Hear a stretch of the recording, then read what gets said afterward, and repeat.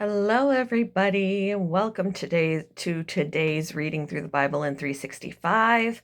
Today we are starting Job, and we're going to be looking at chapter 1 and chapter 2, and then we're going to move on again to Acts chapter 7 and read verses 22 to 43.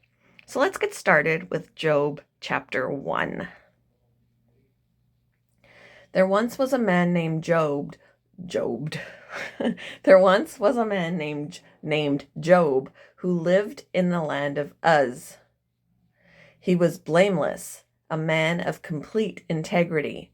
He feared God and stayed away from evil. He had 7 sons and 3 daughters. He owned 7,000 sheep, 3,000 camels, 500 teams of oxen, and 500 female donkeys. He also had many servants. He was, in fact, the richest person in that entire area. Job's sons would take turns preparing feasts in their homes, and they would also invite their 3 sisters to celebrate with them. When these celebrations ended, sometimes after several days, Job would purify his children. He would get up early in the morning and offer a burnt offering for each of them. For Job said to himself, "Perhaps my children have sinned and have cursed God in their hearts." This was Job's regular practice. One day, the members of the heavenly court came to present themselves before the Lord, and the accuser, Satan, came with them. "Where have you come from?" the Lord asked Satan. Satan answered the Lord, "I have been patrolling the earth, watching everything that's going on." Then the Lord asked Satan, "Have you noticed my servant Job? He is the finest man in all the earth. He is blameless, a man of complete integrity. He fears God and stays away from evil." Satan replied to the Lord, "Yes, but Job has good reason to fear God. You have always put a wall of protection around him and his home and his property. You have made him prosper in everything he does. Look how rich he is, but reach out and take away everything he has, and he will surely curse you to your face." "All right, you may test him," the Lord said to Satan. "Do whatever you want with everything he possesses, but don't harm him physically." So Satan left the Lord's presence. One day, when Job's sons and daughters were feasting at the oldest brother's house, a messenger arrived at Job's home with this news: "Your oxen were plowing, with the donkeys feeding beside them, when the Sabaeans raided us. They stole all the animals and killed all the farmhands. I am the only one who escaped to tell you." While he was still speaking, another messenger arrived with this news: "The fire of God has fallen from heaven and burned up your sheep and all the shepherds. I am the only one who escaped to tell you." While he was still speaking, a third messenger arrived with this news: "3 bands of Chaldean raiders have stolen your camels and killed your servants. I am the only one who escaped to tell you." While he was still speaking, another messenger arrived with this news: "Your sons and daughters were feasting in their oldest brother's home. Suddenly, a powerful wind swept in from the wilderness and hit the house on all sides. The house collapsed, and all your children are dead. I am the only one who escaped to tell you." Job stood up and tore his robe in grief.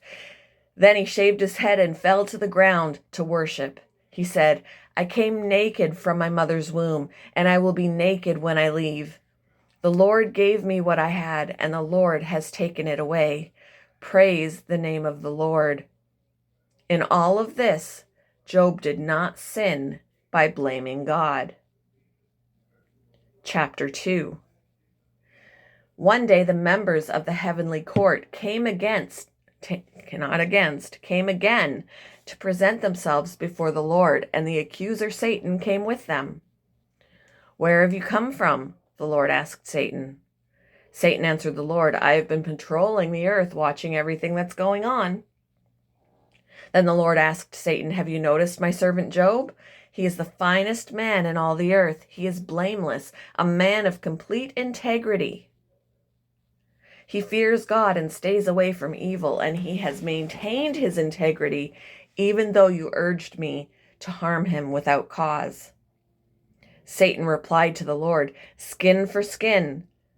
A man will give up everything he has to save his life, but reach out and take away his health, and he will surely curse you to your face."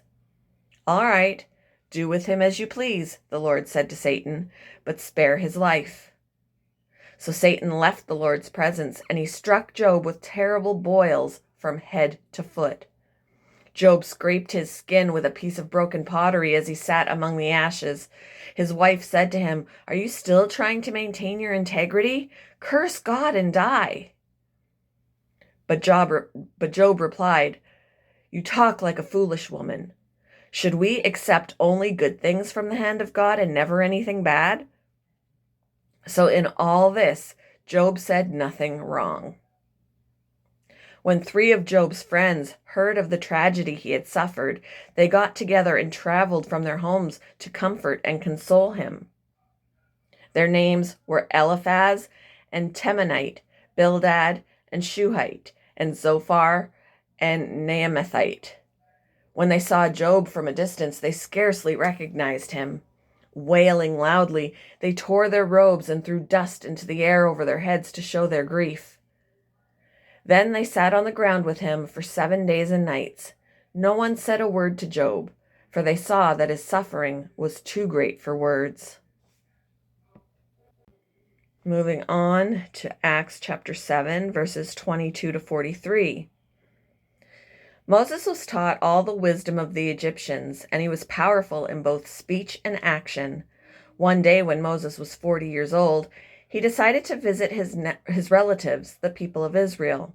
He saw an Egyptian mistreating an Israelite, so Moses came to the man's defense and avenged him, killing the Egyptian. Moses assumed his fellow Israelites would realize that God had sent him to rescue them, but they didn't. The next day he visited them again and saw 2 men of Israel fighting. He tried to be a peacemaker. "Men," he said, "you are brothers. Why are you fighting each other?" But the man in the wrong pushed Moses aside. "Who made you a ruler and judge over us?" he asked. "Are you going to kill me as you killed that Egyptian yesterday?" When Moses heard that, he fled the country and lived as a foreigner in the land of Midian. There his 2 sons were born. 40 years later, in the desert near Mount Sinai, an angel appeared to Moses in the flame of a burning bush. When Moses saw it, he was amazed at the sight. As he went to take a closer look, the voice of the Lord called out to him, "I am the God of your ancestors, the God of Abraham, Isaac, and Jacob." Moses shook with terror and did not dare to look. Then the Lord said to him, "Take off your sandals, for you are standing on holy ground. I have certainly seen the oppression of my people in Egypt. I have heard their groans and have come down to rescue them. Now go, for I am sending you back to Egypt." So God sent back the same man his people had previously rejected when they demanded, "Who made you a ruler and judge over us?" Through the angel who appeared to him in the burning bush, God sent Moses to be their ruler and savior.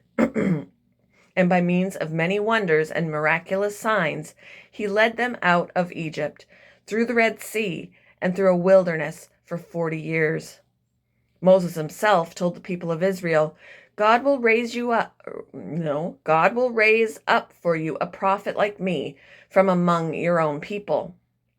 Moses was with our ancestors, the assembly of God's people in the wilderness, when the angel spoke to him at Mount Sinai. And there Moses received life-giving words to pass on to us. But our ancestors refused to listen to Moses. They rejected him and wanted to return to Egypt. They told Aaron, "Make us some gods who can lead us, for we don't know what has become of this Moses who brought us out of Egypt." So they made an idol shaped like a calf, and they sacrificed to it and celebrated over this thing they had made. Then God turned away from them and abandoned them to serve the stars of heaven as their gods. In the book of the prophets it is written, "Was it to me you were bringing sacrifices and offerings during those 40 years in the wilderness, Israel?" No, you carried your pagan gods, the shrine of Moloch, the star of your god Rephan, and the images you made to worship them. So I will send you into exile as far away as Babylon. Thank you for joining me for today's reading through the Bible in 365. I hope you all have a wonderful Saturday, and I will see you in the next one, guys. Bye!